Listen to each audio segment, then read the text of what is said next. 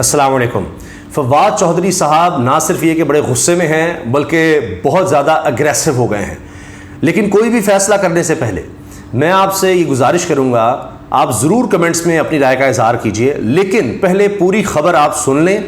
और उन्होंने एक सीनियर सहाफ़ी को क्यों बुरा भला कहा या गालियाँ क्यों दी हैं या कुत्ते का लफ्ज़ क्यों कहा है, जुमले उनके सुन लीजिए। ठीक है, तुम्हें नौकरी मरियम औरंगजेब ने दिलवाई, लेकिन टाउटी की भी कोई हद होती है। हर वक्त कुत्ता बन के नहीं भौंकते अहमक आदमी। अब ये बड़े सख्त अल्फाज हैं, मैं आपसे एग्री करता हूँ, बिल्कुल बहुत सख्त हैं। और फवाद चौधरी साहब ये किसको कह रहे हैं, क्यों कह रहे हैं, असल बात यह है। अब फवाद चौधरी की तहरीक इंसाफ में वापसी की बातें हो रही हैं। सीनियर सहाफ़ी मुस्तनद लोग जो तस्दीक के साथ बात करते हैं वो इस तरफ इशारे दे रहे हैं। इस पर हम फिर कभी तफसील से बात करेंगे क्या हो रहा है। लेकिन अभी ये गालियां और इतना गुस्सा और इस तरह की ट्वीट्स क्यों? अब असल में हो ये रहा है कि ये मामला शुरू होता है मौजूदा हुकूमत को आड़े हाथों लेने पर।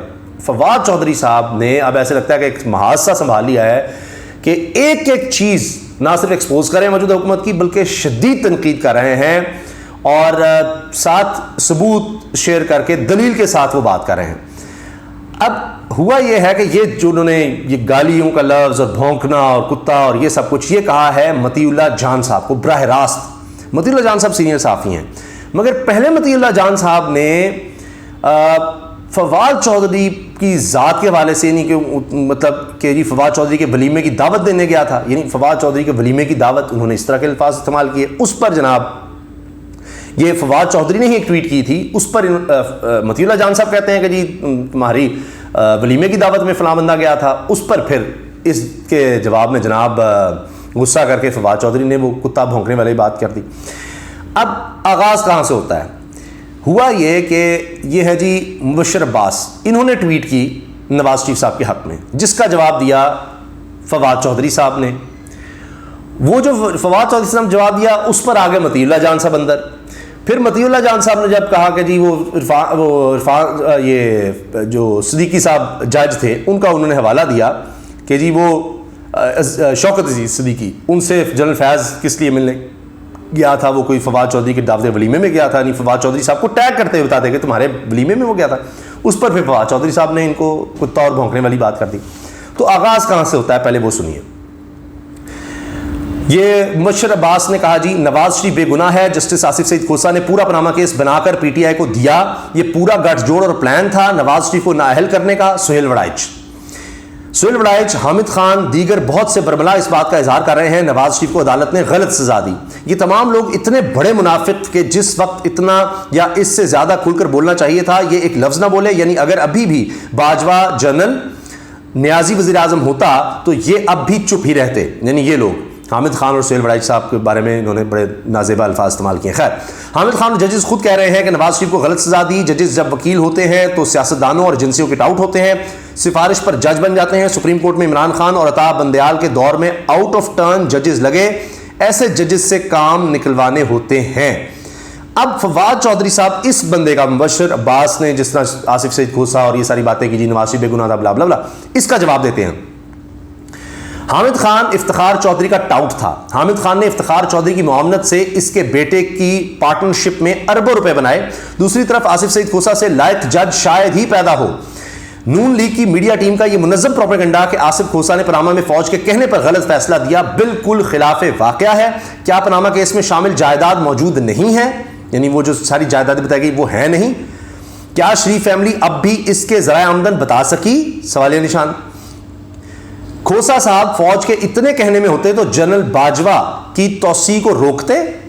इस तरह के प्रोपेगेंडे से हकीकत नहीं बदली जा सकती, ये जवाब दिया। अब इसमें कोई मतीउल्लाह जान साहब उनको कुछ नहीं कहा, उन्होंने इस बंदे का जवाब दिया। लेकिन मतीउल्लाह जान साहब ने कुछ ऐसा कर दिया कि आबैल मुझे मार या आप पर है, मैं सिर्फ ऐसे बात कर रहा हूँ। कमेंट सेक्शन में मैं आपको मुंतज़िर हूँ, आप क्या कहते हैं। मतीउल्लाह जान साहब ने ये जो हामिद खान पर तनकीद की और ये सारा आसिफ सईद खोसा साहब की तारीफ़ की फवाद चौधरी ने, इस पर जनाब उन्होंने कहा मतीउल्लाह जान साहब ने कि जनरल बाजवा और जनरल फैज़ के टाउट अभी भी बाज नहीं आ रहे। इनका सियासी माए बाप जनरल फैज़ हाई कोर्ट के जज शौकत अजीज सिद्दीकी से मुलाकात में फवाद चौधरी के वलीमे की दावत देने गया था। अब देखिए ये जो उन्होंने की ना, इसमें तो इनडायरेक्ट हिट है कि जी जनरल बाजवा जनरल फैज़ के टाउट अभी भी बाज नहीं आ रहे कि वो इनडायरेक्ट कर रहे हैं कि जी चूंकि टैग आपने फवाद चौधरी को किया।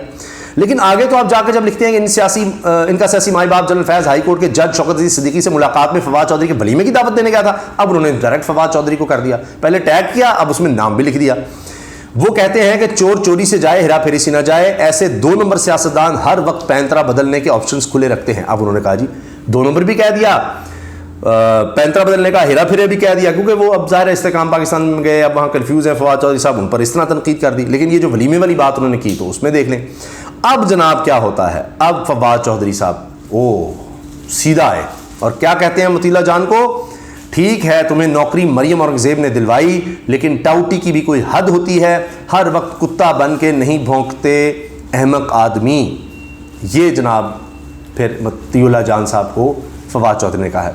कुछ और चीज़ें फवाद चौधरी साहब जो कर रहे हैं, कह रहे हैं। अब हुआ यह कि जी MQM ने कहा है कम नंबर किसी सूरत कबूल नहीं। MQM का बड़ा ऐलान, यानी वो कह रहे हैं जी हमारे जो शहरी इलाकों में लोग हैं, आबादी है सिंध की, उसको सही गिना जाए, इनके कई करोड़ लोग कम गिन लिए हैं और ये सब।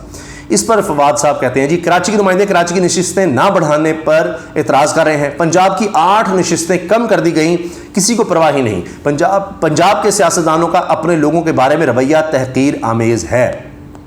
अच्छा, अब ये बात फवाद चौधरी साहब करें, यानी वो अब पॉलिटिकली ना सिर्फ कमेंट या एक्टिव और इस तरह से नज़र आ रहे हैं, बल्कि बहुत ज़्यादा अग्रेसिव नज़र आ रहे हैं। और ये एक तरह से आप कहें कॉन्फिडेंस की भी बात होती है, और पूरी तरह से अब वो आपको नज़र आ रहा है कि एक्टिव है। ये पहले वो नहीं थे, जब वो इस्तेकाम पाकिस्तान पार्टी ज्वाइन करने से पहले, उसके बाद भी कुछ अर्सा तक आप उनके ट्विटर अकाउंट देखें, उस तरह आपको एक्टिव नहीं नज़र आ रहा था। मगर अब अगर आप देखें, ना सिर्फ एक्टिव बल्कि भरपूर तरह से गुस्से में। अच्छा, अब फवाद चौधरी साहब कह रहे हैं जी, एक रीट्वीट करते हैं कि जी जेहलम में मेरे तरक्याती इंतखाबी हल्का ने तरक्याती मनसूबे रुकवा कर, यानी एहसन इकबाल ने, फवाद चौधरी ने कहा तहसील पिंड दादन खान को तरक्की की राह पर गामजन करने की कोशिश की। नून लीग और एहसन इकबाल मेरे हल्के में जारी तरक्याती मनसूबे रोक कर विलन साबित हुए हैं।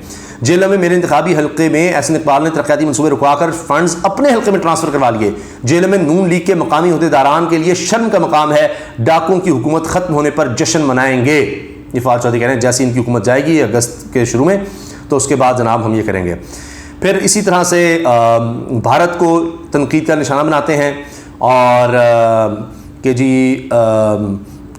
ही later went different bogies and killed 3 Muslims named Abdul Kadir. ये कि जी एक शख्स है और उसने जाके मुसलमानों का कत्ल किया, उस पर वो बात होते कह रहे हैं इंडिया, यानी ENDIA। अच्छा,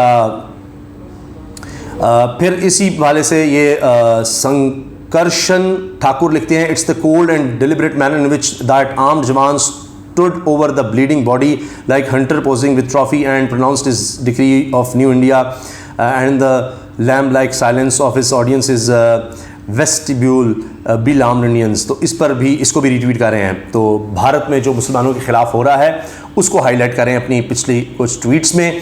फिर यानी अपने हल्के के हवाले से बात कर रहे हैं, क्रिकेट को भी साथ साथ कहीं कर रहे हैं, लेकिन छोड़ नहीं रहे जनाब, आड़े हाथों ले रहे हैं। बस आखिरी ये सुनते जाइएगा कि शहबाज शरीफ साहब ने सलीम साफ़ी साहब को इंटरव्यू दिया, जिसके बारे में जनाब मरीम औरंगज़ेब साहबा कह रही हैं कि जी शहबाज शरीफ साहब जो हैं वो निगरान वज़ीर-ए-आज़म के हवाले से बिल्कुल तमाम आइनी और क़ानूनी मामलात को देखते हुए उसके मुताबिक चलेंगे। तो मुझे पता है आपको भी हंसी आ रही होगी। बहरहाल पाकिस्तान में चूँकि आइन और कानून के मुताबिक तो इस वक्त कुछ नहीं हो रहा, पिछले 1.5 साल में हमने देख लिया। तो इस पर फवाद चौधरी ने मरीम औरंगज़ेब साहबा को कहा है as the speaker did not allow. अच्छा, वहाँ मरीम औरंगज़ेब साहबा का वो टाउट और वो जी नौकरी तुम्हें दिलवाई मतीला जान को कहते हैं, और यहाँ मरीम औरंगज़ेब साहबा को मुखातिब करते हुए कहते हैं as the speaker did not allow PTI MNAs to join assembly despite court orders there is no leader of opposition in real sense of the constitution. Raja Riaz has candidly announced that he will contest election on PMLN ticket. Therefore, constitutional provision already stands defeated and there is no two opinions that interim government appointed by Shahbaz Riaz will be extension of PDM government. Expecting fair elections under such government is nothing but sham.